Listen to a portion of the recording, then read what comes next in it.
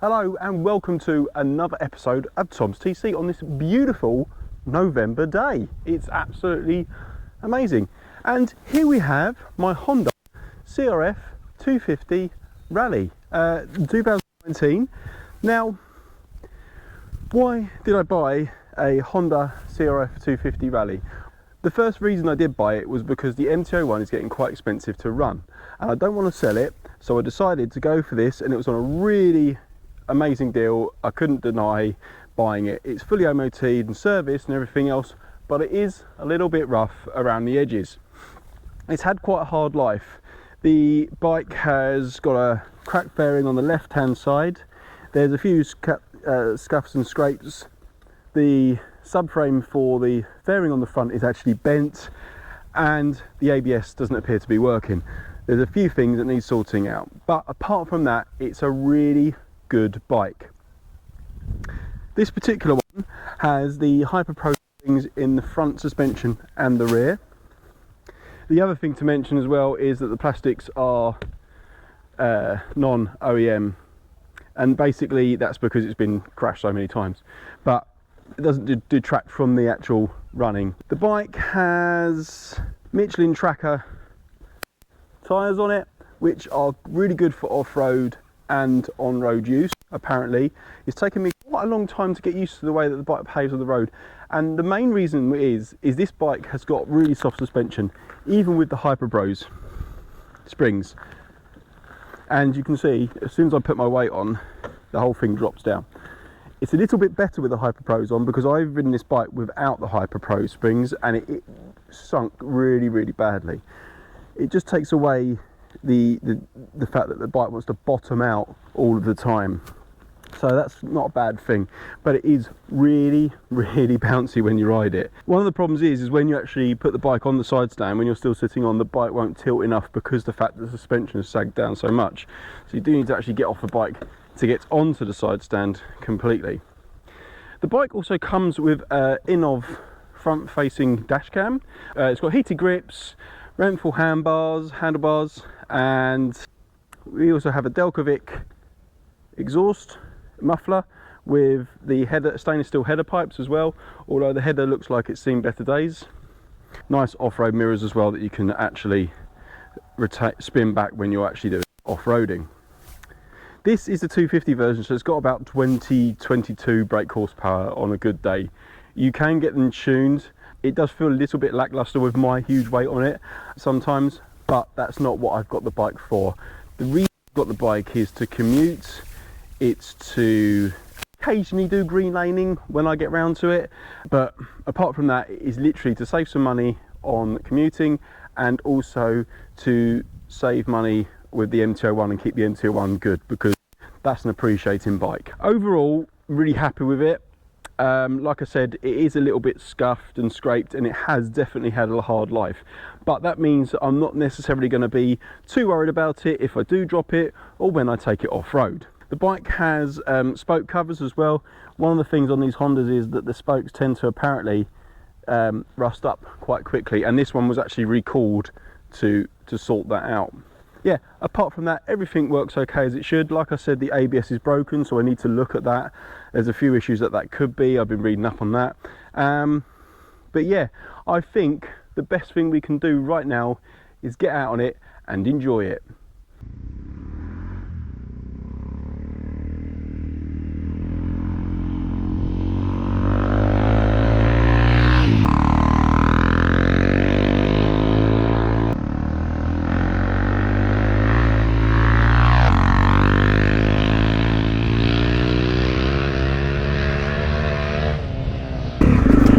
Well, here we are, we're out on the bike, and I'm going to take you down the little lane which is just up the road from me, just to start us off. It's just a really cool little lane, little tractor lane, nothing much,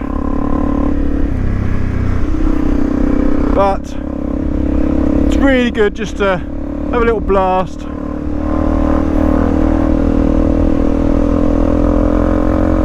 Up here. So yeah, no, this is me on my CRF 250. I'm going to close this lid so I don't get too much noise. Close this visor. So this is my new lid, so I'm hoping it's okay and you can hear me all right. There's not too much noise.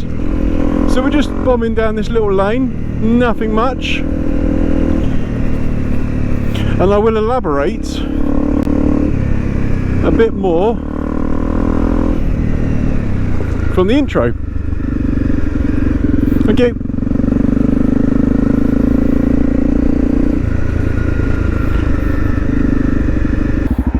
Misting up already, so I'm definitely going to have to get a pin lock for this visor.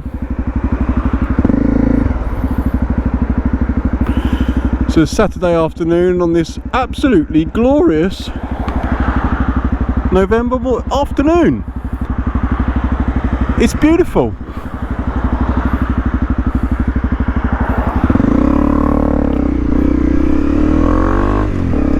So why did I buy this CRF 250? So I'm a member of a few MT01 forums, and quite a few people are starting to say how expensive parts are. Not normal wear and tear parts, but engine parts, things like that you know no other bike has, and they are starting to get pretty rare and pretty expensive. Now, I was using the MT01 every day. It's my daily commuter. But I can't continue to do that. So I was looking at getting a second bike. I was looking at everything, 125s, all sorts, but it had to be able to do a bit of off-road. Now, the reason I wanted to be able to do off-road is so I can do a bit of green laning when I want to. So, the opportunity for this Honda CRF 250 came about, and it's now mine. I am a multiple motorcycle owner, and that is fantastic. So this will be my commuter and my everydayer throughout winter. I brought a new helmet, well, a cheap helmet, just to go with that and not worry so much about getting the rock filthy dirty and all scratched up. So yeah, here we are. This one has, as I mentioned before, has a Hyperpro springs in it, which gives it a little bit more resistance as the suspension compresses. But it's still really bouncy, and as you can tell with that Delcovic on it, it's quite noisy. It's not my favourite noise. So I'll be looking at possibly putting back on the standard exhaust at some stage, unless I get used to this.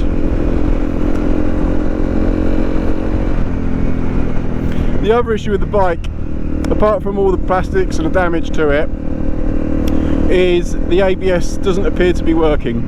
I've actually got this bit of blue tape across it to cover it up, because it flashes, constantly flashes. It's so annoying.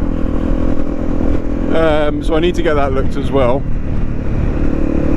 I was really hoping that just a good clean would sort them out, because apparently that does, but it's obviously a deeper problem than that. I've also got heated grips. I haven't had to use these yet because it's been so mild. So when I do get to use them, it should be nice. And when I say mild, it is really mild. It's warm. Was it November the 12th?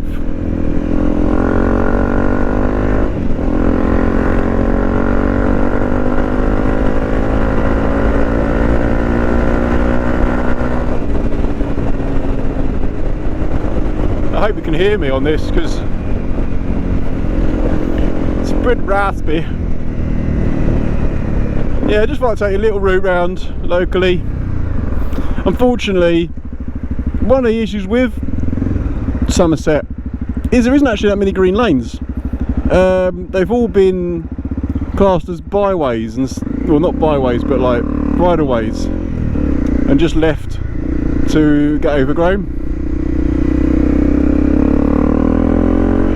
So all the green lanes and everything else, afternoon, all the green lanes and everything else are sort of Devon way across the moors. So I'm hoping to get the opportunity to get down there at some stage, because that could be quite good fun. Left my indicator on then. See, I'm not smashing it. I normally batter the indicator, so I don't do things like that. So yeah, I'm not sure how much green laning stuff I'm going to get involved in. But if you're watching the channel, if you're watching right now, and you know of some local green lanes, pretty local to Taunton and Somerset, get in touch and I'll be happy to check them out.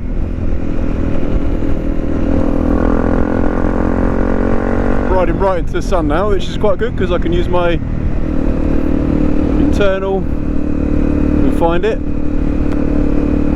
There we go. Internal visor. Now, with this one, normally when they got an internal visor that comes down,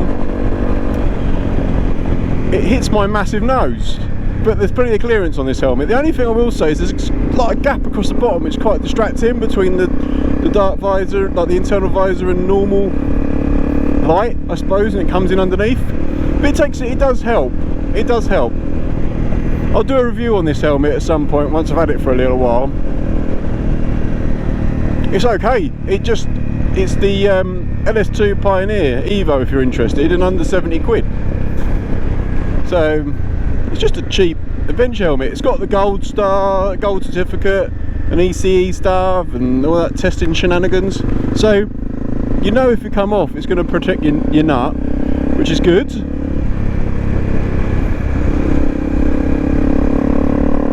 So this bike will feature in the channel quite a lot, especially over the winter. The M201 is still here. She's tucked up in the garage, she's nice and clean, she's covered in ACF 50. She's happy. With this one, I can throw it around, I can take it out in the rain, and I won't give a damn about it. As long as it's mechanically sound and maintained, we're all good.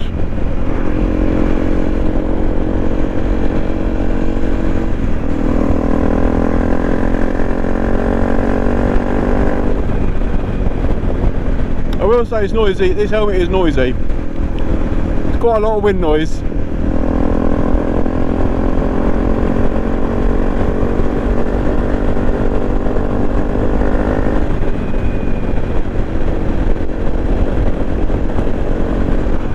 But yeah, so here it is. The Honda CRF 250 Rally in all its glory. I hope you like it, and I hope that if it's something that you're looking into, that I can give you a bit of inspiration. So yeah, I've also got this Inov dash cam. I haven't actually tried that out yet, so I might use some footage from it.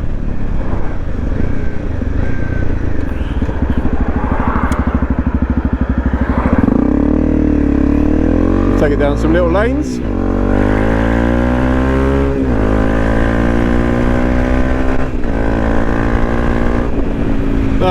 With the MT-01 you can't really do this because it's so heavy and torquey, and as soon as you get down through the gears it wants to lock the back wheel up. With this I can just throw it in, stick my leg out. Even with those tracker tyres on it, they're quite knobbly, but as I ride the bike I'm getting more and more used to it.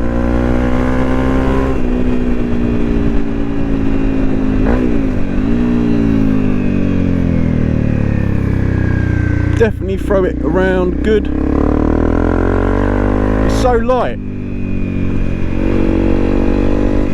And when I first got the bike I was like, oh my god, it's so different. You know, your riding style has to change completely. You've got all this saddle to use up. You bounce around on it, you can move, stick your legs out. You know, and it's a little bike in terms of engine, but it's quite tall. It's a tall bike. It allows you to move around. So it's actually quite practical for me.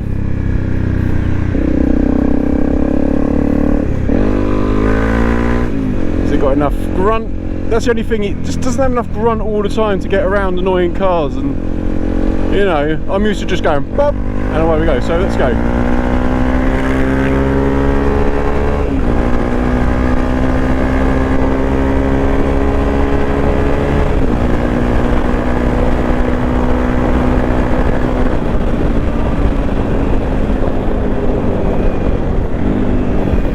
I mean, she'll go. She's just fast enough. But sometimes you think, oh, I could do with just dropping down the gear. You need that little drop down just to get it moving just enough. For example, there we go. Look, come on.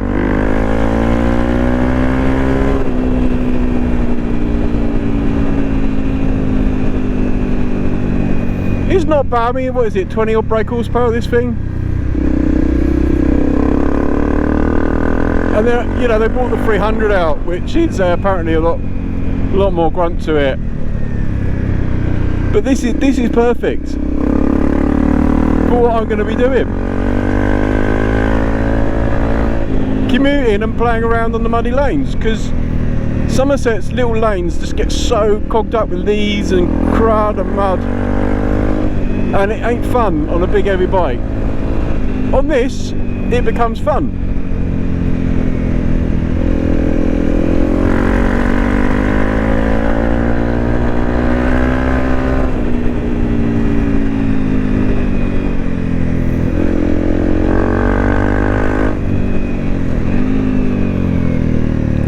Over the hump bridge,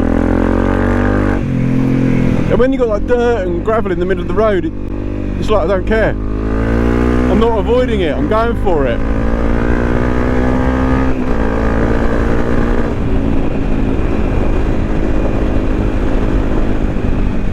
See, there's all mud here from tractors. I mean, you still got to take it a little bit easy, but you're not thinking, oh my god, I'm going to drop, I'm going to slide off.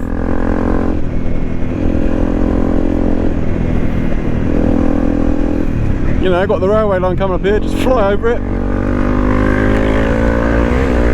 A little bit of air on the back wheel.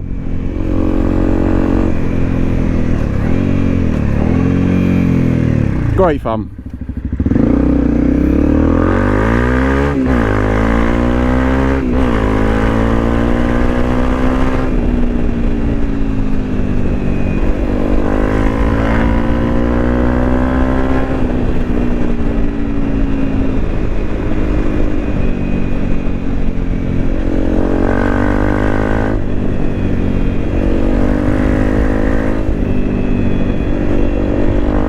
So here it's muddy and wet, straight through it. Just watching the front wheel, because it is, without the ABS and those knobbly wheels, it does have a tendency to want to tuck underneath you.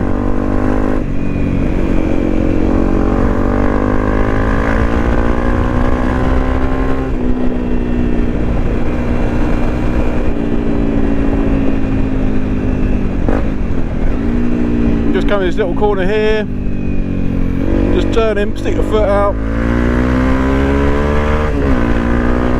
Great stuff. But anyway guys, this is where I end this video. I hope you like my new toy. I hope you're enjoying the channel. If you haven't done so already, please give us a thumbs up, give us a subscribe, and I'll see you next time on Tom's TC.